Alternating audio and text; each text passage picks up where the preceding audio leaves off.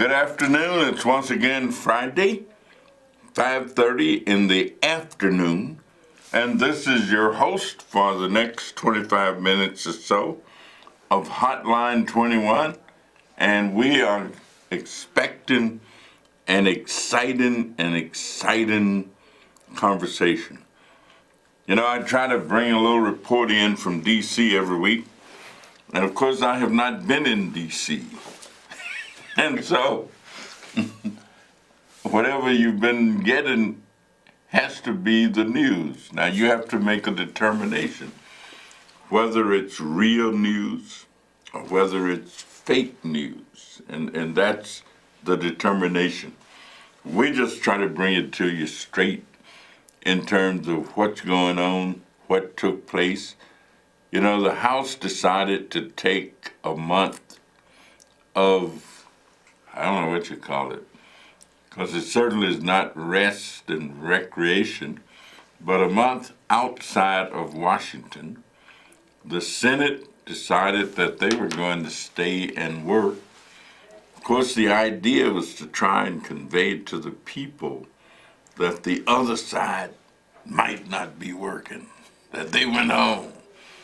But anybody who knows that the members of Congress, both the House and the Senate, generally spend as much working time when they are away from Washington as they do in Washington, because you're not passing bills every day and you're not, negotiating and debating, but you do a lot of other things that relate to your constituents. I try to bring information that you can make use of. The real deal is that we're still checkmating each other. The Republicans are in control of the House, in control of the Senate, in control of the presidency, and, in control of the Supreme Court. Let me just be flat out. Which means that those individuals who disagree with what they're doing have to do everything that they can do to counter that. And of course, we expect them to do everything that they can do to keep the other side. But we've learned a level of civility. That is, we know how to make these decisions, and nobody picks up an Uzi and nobody decides that they're going to overthrow the government. And that's why many people across the world look at our processes of making decisions to be kind of what one might call in some ways sophisticated, civil, and it looks like we're going to have fisticuffs and all of that, but then once people finish the debate, the decisions are made and you're going about your business.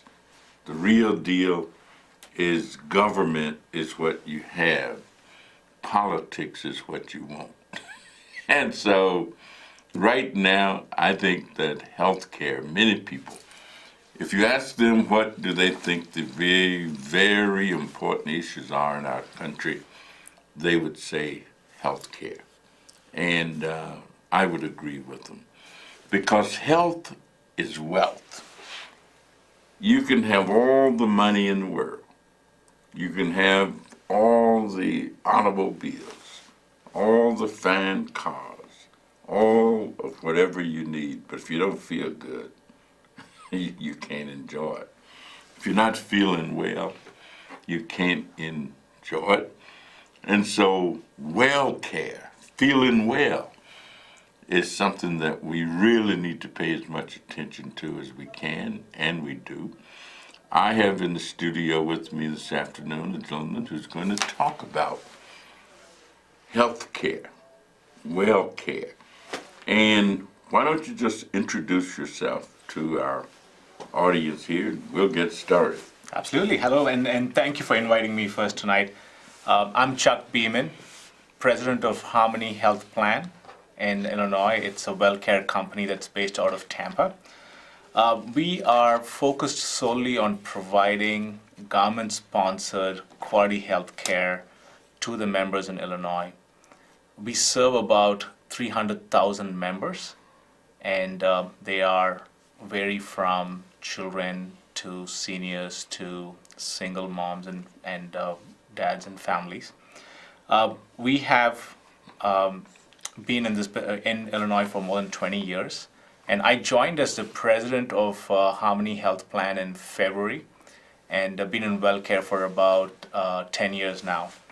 So what attracts me to Harmony Health Plan and the government-sponsored health plan is that me personally, I've seen my grandparents who have struggled getting care, and they couldn't afford it, so they had to go to government hospitals in India.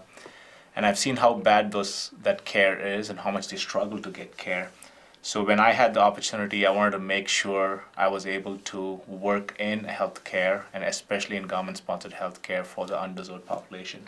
But what triggered your entree in the beginning? So you've been in Chicago now Yes. for 10 years?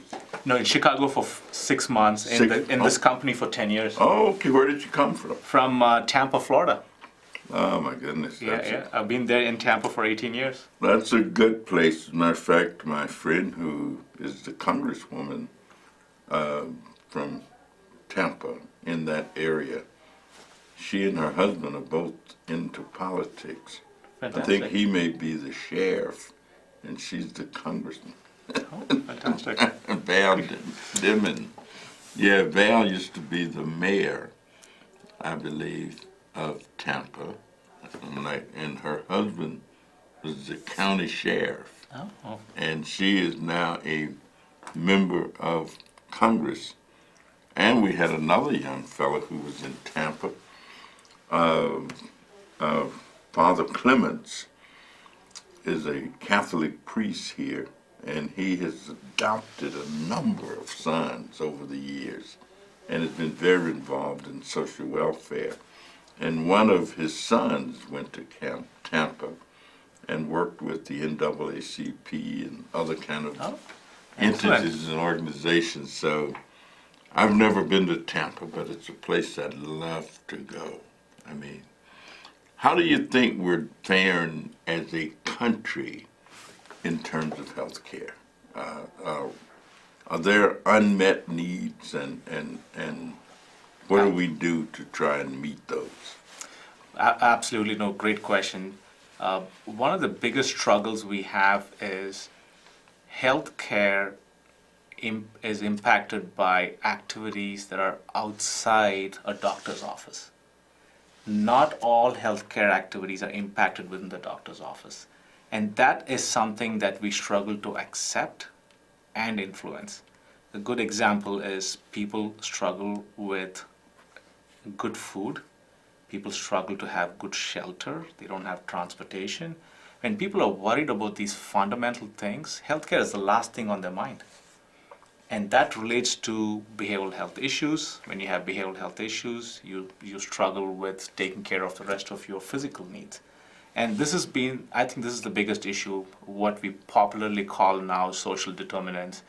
And there are several types of social determinants that we need to worry about as people who can take care of this population. Unless you do that, and people are becoming aware of it, but we're not doing enough across the country to take care of it.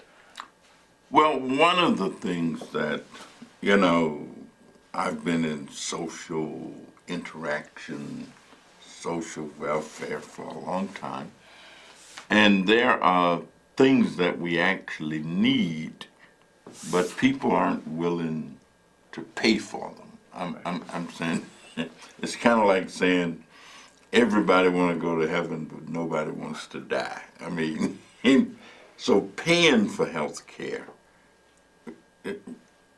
how do you think we get people's minds to the point where they know, one, you got to pay for it, and we want to make sure you don't have to pay too much for it, Right. but you got to pay for what it costs.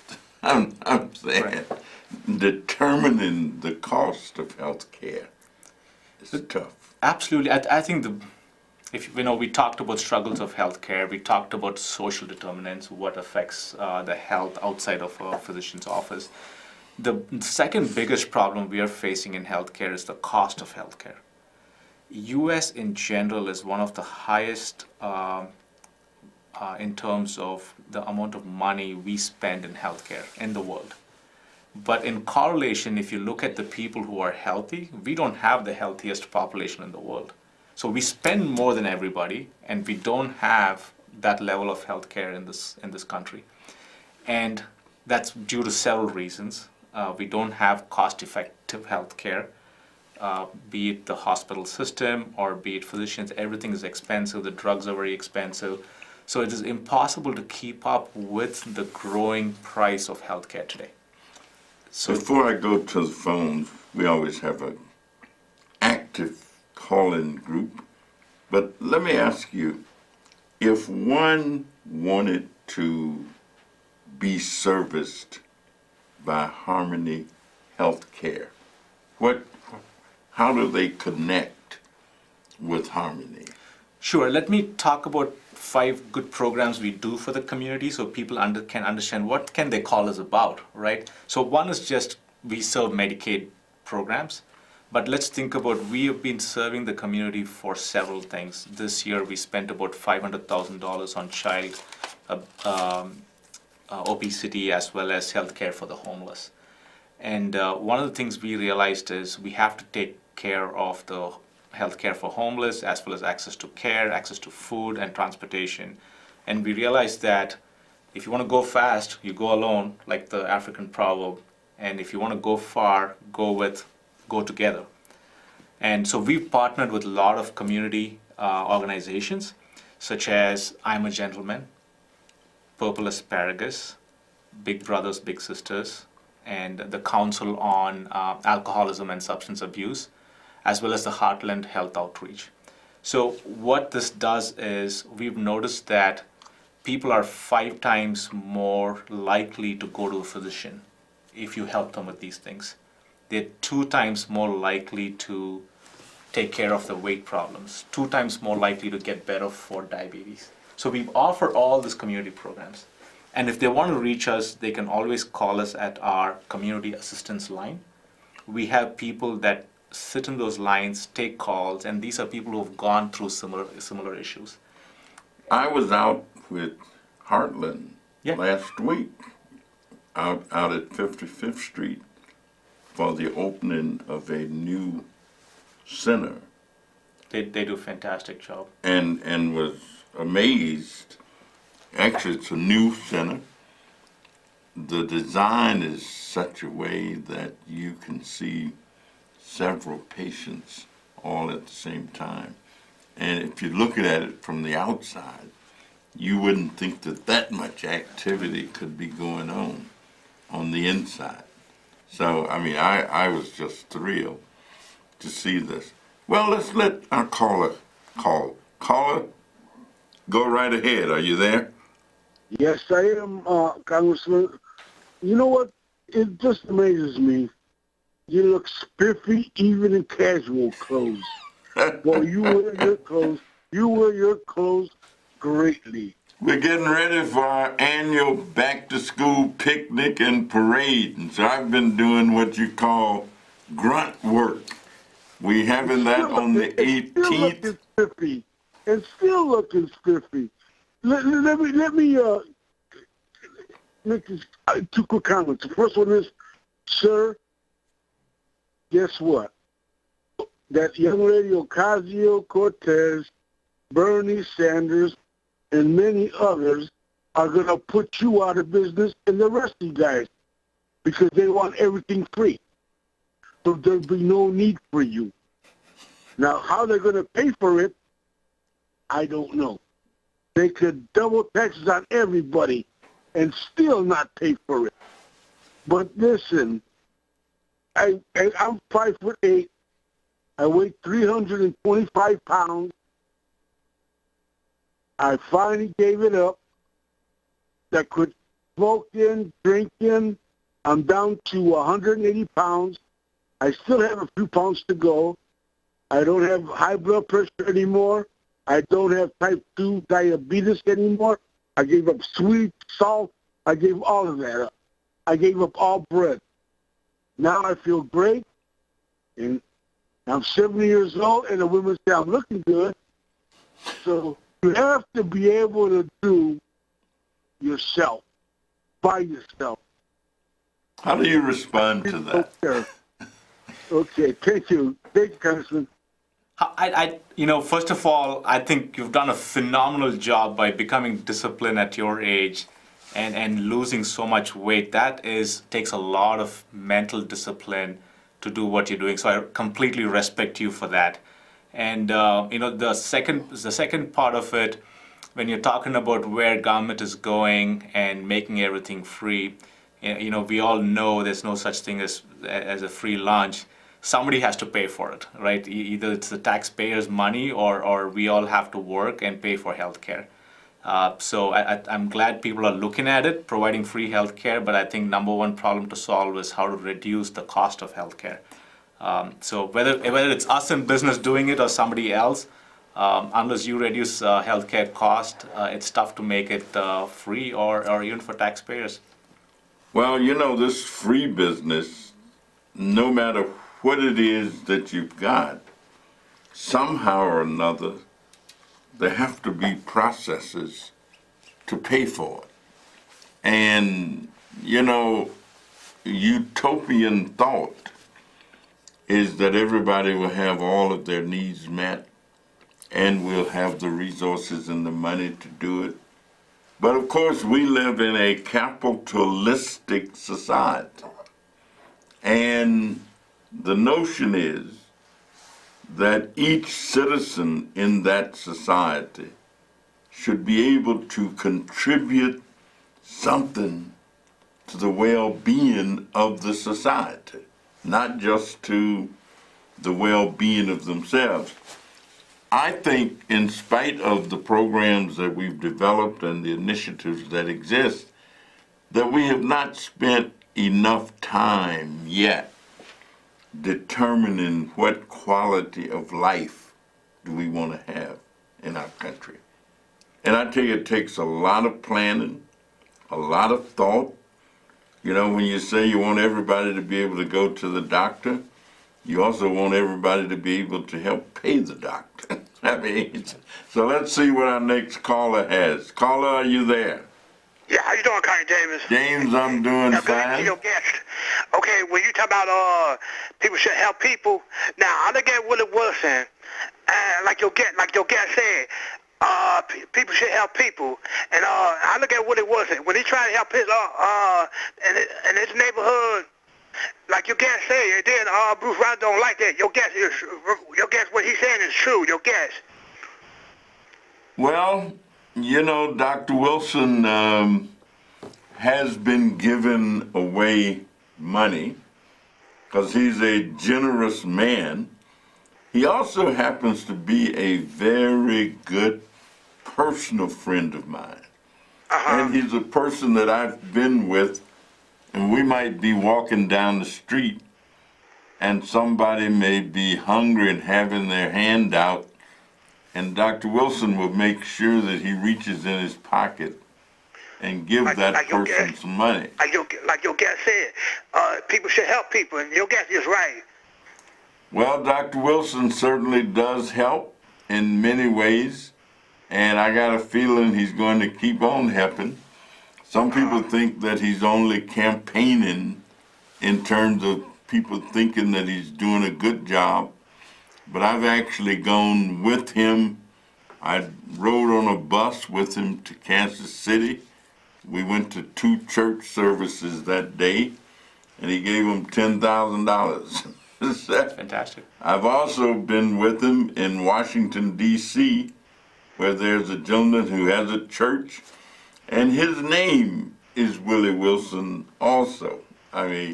He's a well-known minister in D.C., and Willie was at his church that day, and he gave the sermon, and he also gave him a check for $10,000. So some of the giveaways that Dr. Wilson does is not in Chicago, in the Chicago area at all.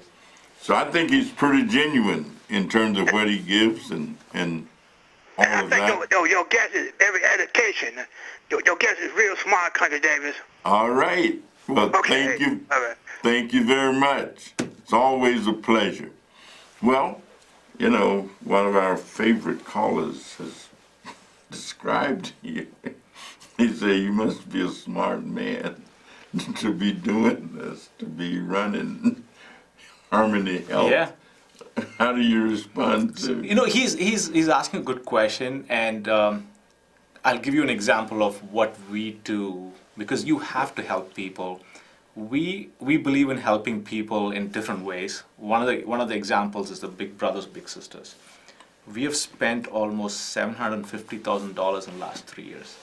And what do we do with that is we bring law enforcement people to mentor the youth so they stay healthy, they go to education. We recently sponsored the Bud Billiken Scholarship Award to pay for a young kid called Kaya Reeves. She's going to Texas Southern University. TSU. Yeah, and she's going to be doing physical therapy and health sciences as well. So if you help the youth now, get them education, get them out of the social determinant issues of housing and transportation and shelter, you will automatically see a shift in the community and the neighborhood. So we invest in this through supporting the youth, and we are very proud of that. So there are different ways to give back to the community, and there are different ways to change the community. So we strongly believe that what he's requesting is fair, but it doesn't have to be always straight money, but you can do it in multiple ways. I love the big brothers, little brothers, big sisters. I was a big brother to a young fella. His name is Courtney Miller. Courtney now is a minister in Maryland. He has a church that he's the pastor of. Fantastic. And I've actually been there to speak. So Fantastic. and Courtney also ended up working for Senator Al Gore, Vice President Al Gore, and tried to help him become president, but he didn't make it. Let's take this call right quick. Yes, good evening. I used to work in the healthcare field, and I just wanted to point out there is a misconception of some people about generic drugs. When a patent runs out on a drug and the generic equivalent becomes available, it is so much less expensive. Yet some people have this mental block that getting this generic drug, because it has a different name or it's in a different package, it's not going to be as effective. That's nonsense. When a patent runs out, the exact same basic product is now available at a much less cost. So a lot of people need to be made aware that it really is the same thing as the original drug that costs more. And it's incumbent upon the individual who needs the drug now to use the less expensive drug, because that's one way where just about anybody who needs medication can keep their costs down. I know it's late in the show, but I just wanted to hear if you had any thoughts on that. All right, go ahead. Your company have a... He is spot on. You're spot on what you just said. We strongly believe in generic usage, which is we track how many of our Medicaid members in Illinois. We have about 250,000 Medicaid members in Illinois, and 86%, approximately 86% of our prescriptions are generic drugs. And for the exact same reason you're talking about, it's not expensive, but it's as effective as a brand drug. So we continuously push and make sure that our physicians are prescribing the generic options. And we also work with pharmacies to make sure that if there is an equivalent generic option, to give that to our members, because it still takes care of them, they still get the same effect. There's no need to go spend money on branded drugs. You are spot on, and your observation is good, and it's a big focus for us to bring the pharmacy drug cost down for our constituents here. So your company attempts to do that? Absolutely. Oh, that's good. We track that every week.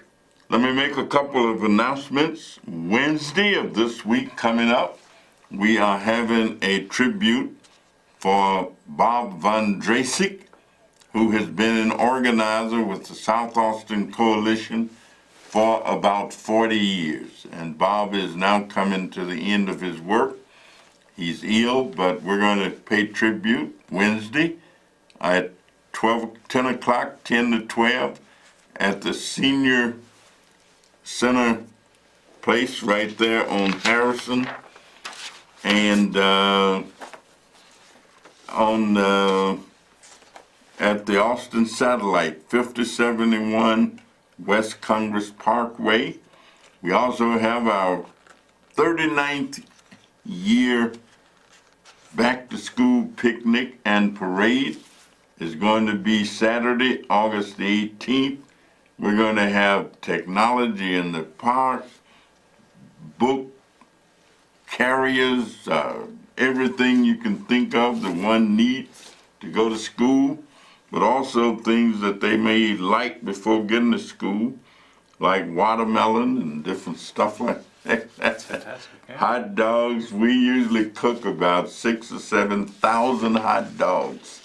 On that day, we've actually cooked up to 10,000 one year. So if we get 10,000 this year, that'll be all right, because if we run out of hot dogs, we just run to the store and get some more and cook hot dogs until the end of the day. So come on out and join us for the picnic and parade. We will have technology in the park for young people, and they can learn some of the rudiments of technology and how to make use of it and learn about coding and all those other things that we do. And so we're looking forward to it. We also will have health screening and health stuff to give away and help kids get ready to go back to school. It's just a whole day of fun and frolicking, and that's going to be Saturday, August the 18th. Well, let's see if we can get our last word before we have to go. No, absolutely. No, I want to leave a couple of things. I want to make sure if somebody needs assistance to our community line, please call 1-866-775-2192. Again, 1-866-775-2192. The second thought I want to leave before we end is, I follow Dalai Lama, who's a Buddhist, and he's come and visited our prior presidents before. One thing that he said always sticks with me, which is, they asked him what is the most surprising thing about human beings, and he said, the humans spend all their health to make money, and then when they get old, they spend all their money to get their health back. So let's keep that in mind before you go spend all your health and waste all your health trying to make that money. So stay healthy, live healthy, and we look forward to helping you if you need anything, and feel free to call us. Well, thank you very much. And I too have experienced the Dalai Lama. I've been to hear him speak, and more than once. So, hey, it means I'm on the right track. Yep. All right. Well, thank you. Thank you, Congressman Davis. Thank you very much. All right.